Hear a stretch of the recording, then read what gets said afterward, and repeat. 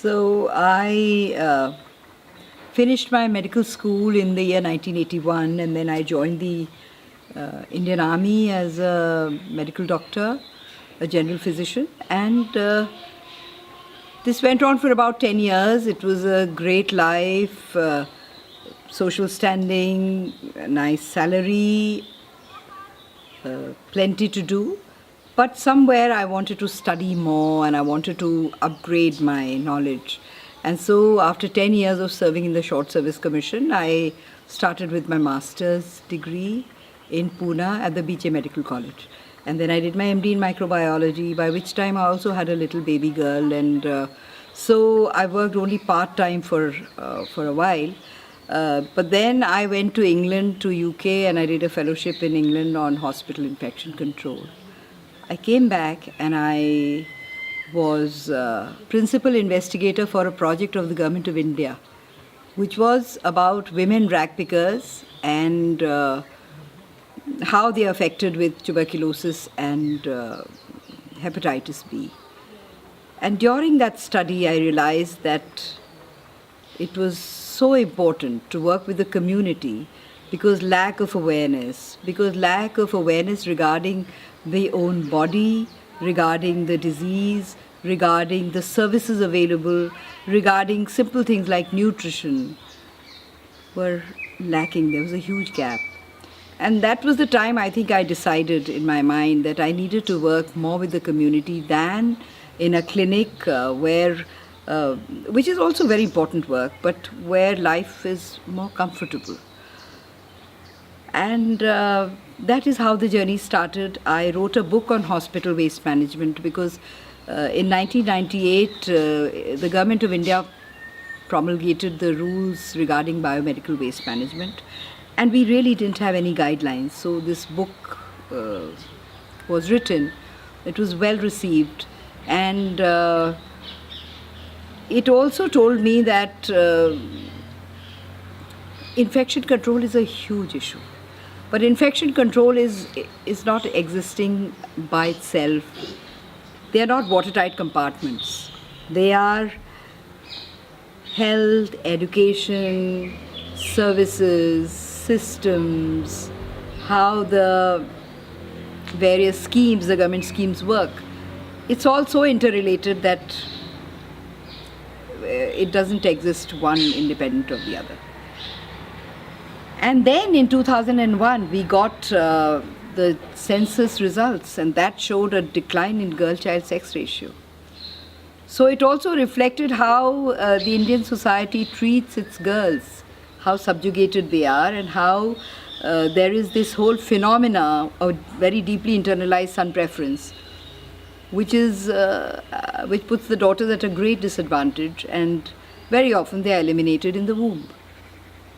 This happens mainly due to sex detection while in the womb through ultrasonography and through other techniques, and also due to neglect of the girl child in preference to the boys.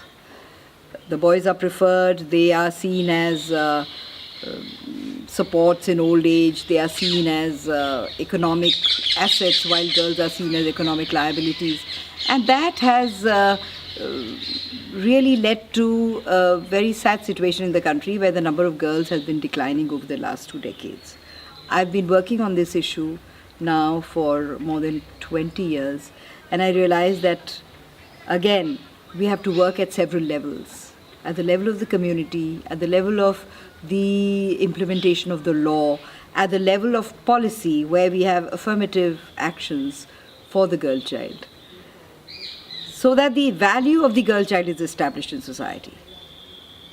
And I'm happy to tell you that we've been able to, together with the community, start programs where educational packages are offered to girls, where celebrations which were earlier performed only for the boys are now being done for the girls. So it's about beating the metal plate when a girl child is born, which was earlier done only for the boy child. Celebrating the Lohri festival, which is a harvest festival, which is which is a very big feast for the boys. Their first Lohri is a very big event for the family. we started celebrating it for the girls as well. This didn't happen on its own, it didn't happen by itself. There was a whole movement, there was a whole mobilization of communities wherein religious orders, community leaders, the Chamber of Commerce, the Ganganagar Chamber of Commerce, all came together and celebrated the first Kanya Lodi festival 12 years ago. It caught the imagination of the people. They realized that there's a huge gap now. The number of girls is decreasing in society, and it's leading to certain social destruction of the social fabric as we know it, wherein there is increased violence against women, where there are not enough brides for the boys, which is not the best reason, but that's the truth. There is a decrease in the age of marriage. We are battling with trying to ensure that girls do not get married before 18. Education of the girl child. So all these things came together, and this year, in the 12th year, 121 institutes came forward to offer admission and tuition fee waivers, and 6,000 girls were given scholarships worth 21 crores of Indian rupees, which is a huge amount.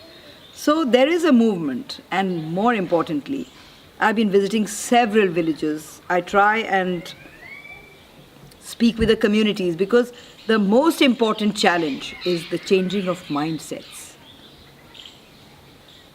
This deeply internalized son preference, the subjugation of the girl child, the subjugation of women, the commodification of women. Now, those are things which have gone on for centuries. They will not go away in a hurry. But I do realize that if women, as mothers, teach their boys to respect women from the time they are very young, ensure that girl children are educated, ensure that they have vocational training of some kind which can help them in economic independence, then the battle can be won. I see the change happening, and it's very gratifying. There are areas where we've been working for a long time where there is an improvement in girl-child sex ratio. There are areas where girl-child education is doing better. There are girls with dreams in their eyes now, and it's no longer getting married, but it's making a life of their own, standing on their own feet, and that provides us with immense joy and satisfaction. The challenge here is that there are no quick fixes. One has to be at it, one has to keep working for at least 7 to 8 years in the same geographical area to really make a mark and to make a dent.